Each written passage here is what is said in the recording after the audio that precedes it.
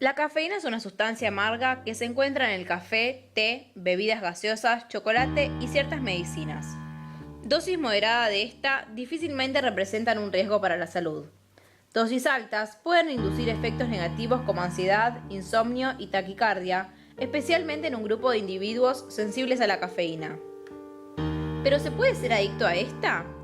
Los científicos dicen que aunque la cafeína cumple algunos de los criterios para ser catalogada como una sustancia que causa dependencia, el riesgo de adicción es mínimo y es la más baja entre 7 sustancias o clases de sustancias consideradas adictivas. La cafeína tiene un efecto reforzador positivo en las dosis usualmente consumidas por la población en general. A diferencia de las sustancias de abuso, el consumo de cafeína es por vía oral y gradual durante el transcurso del día. Además, el lento proceso de su absorción reduce la probabilidad de una dependencia fuerte. Se comprobó que pocas personas pueden experimentar ante la suspensión inesperada de la cafeína algunos síntomas como dolor de cabeza, debilidad, somnolencia, disminución en la concentración, fatiga, depresión, ansiedad e irritabilidad. Estos síntomas se inician a las 12 y 24 horas del no consumo y alcanzan su punto máximo después de 20 a 48 horas, y no se relacionan con la cantidad de cafeína que el individuo consumía regularmente. Cuando la suspensión es gradual, entre 2 y 3 días, dichos síntomas no parecen presentarse. Tampoco se ha encontrado evidencia de que el sistema nervioso central desarrolle tolerancia a los efectos de la misma. Por último, la Administración de Alimentos y Drogas en los Estados Unidos incluyó en 1958 a la cafeína en la categoría GRAS, es decir, alimento reconocido como seguro. La planta del tabaco recibe el nombre de Nicotiana tabacum. La Nicotiana tabacum es originaria de América. Tras los viajes de los españoles, su uso se hizo muy común y a partir de entonces su cultivo comenzó a crecer de manera espectacular, llegando a ser una de las principales fuentes de ingresos para algunos países.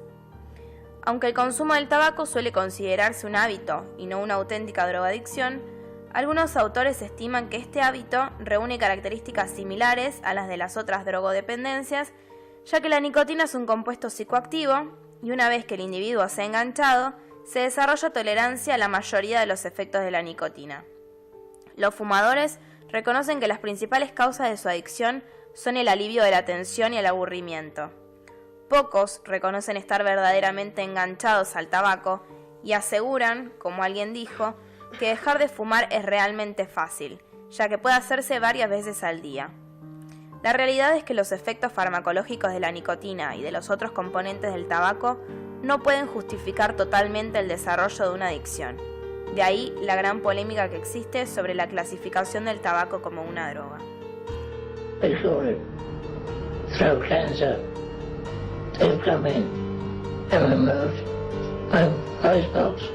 Before they did this, they found out I got lung cancer as well. Some of the future plans right now are Alexander, my oldest, is coming over here for holiday December 13th. I won't be alive for that.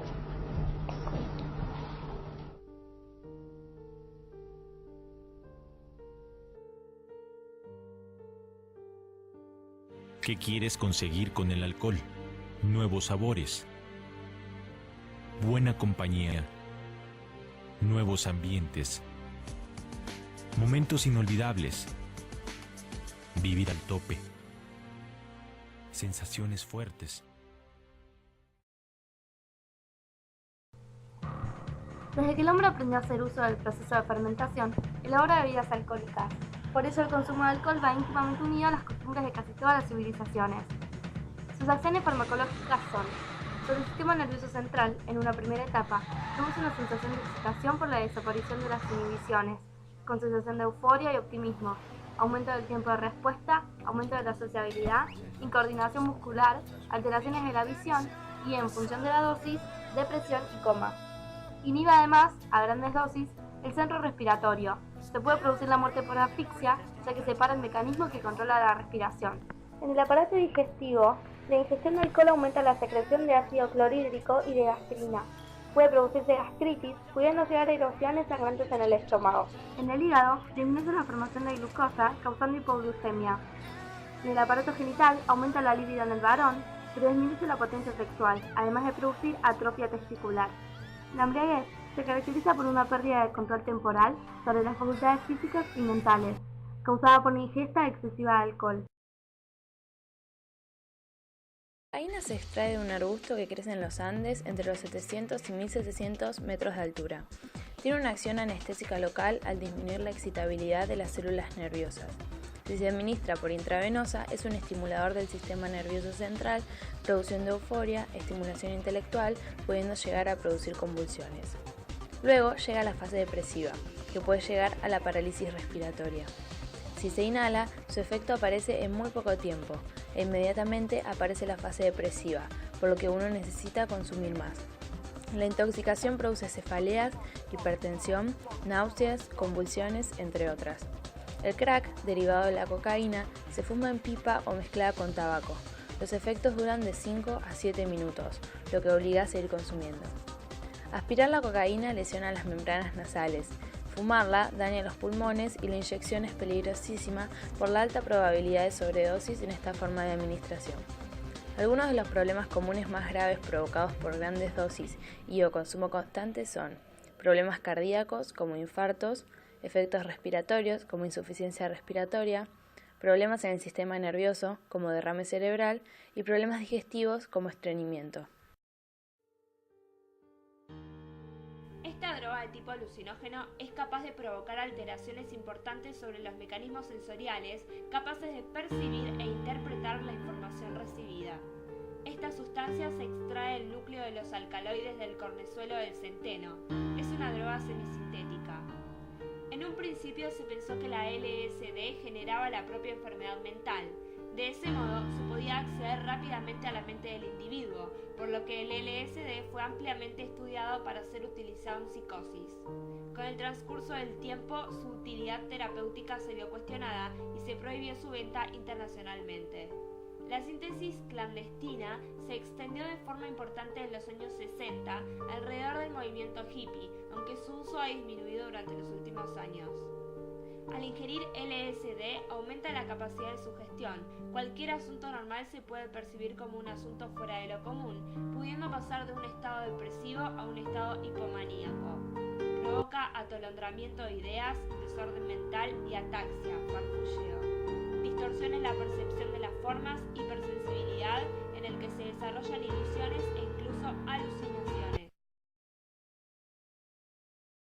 Yo voy a hablar de la anfetamina, una de las principales drogas ilegales. A principios de los años 30 se introdujo la anfetamina como alternativa a la efedrina para el tratamiento del asma. Durante los 60 y 70 se extendió su consumo para fines lúdicos. La metanfetamina o speed ha sido la principal anfetamina sintetizada clandestinamente.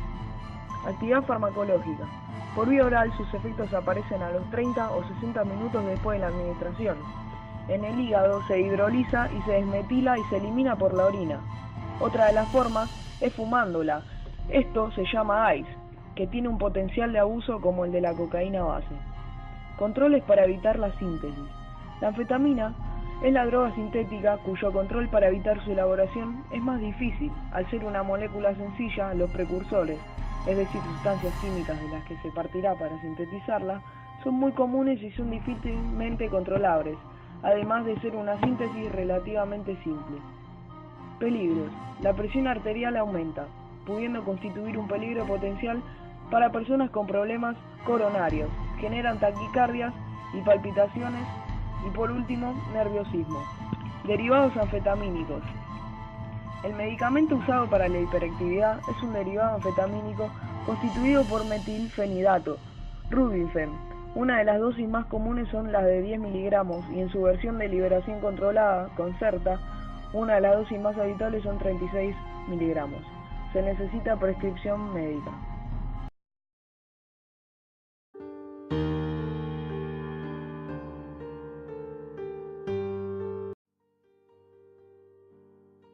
En cuanto a las estadísticas, en la provincia de Buenos Aires aumentó 4 veces la incautación de cocaína. Algo similar ocurrió con el Paco. Una encuesta privada sobre 1000 casos arrojó que el 38% conoce a alguien afectado directa o indirectamente por el consumo de drogas. 3 de cada 10 consultados manifestaron conocer a alguien que consume drogas más de una vez por semana, y 2 de 10 dijeron estar al tanto de cuáles son las vías de comercialización de sustancias ilegales. 5 millones de chicos entre 0 y 16 años no tienen posibilidades de alimentación, estudio y vestimenta, y son esos los que principalmente pueden caer en la droga. Aunque la droga también circula en la clase media, que no encuentra incentivo ni actividades que le den un sentimiento de bienestar. En cuanto al consumo en la provincia de Buenos Aires, el lugar más usado es el domicilio, con un 39,70%, mientras que continúa la calle, con un 34,30%. Entre los motivos se encuentran los conflictos familiares, con un 25,90%, continúa Nosade, con un 19,80%.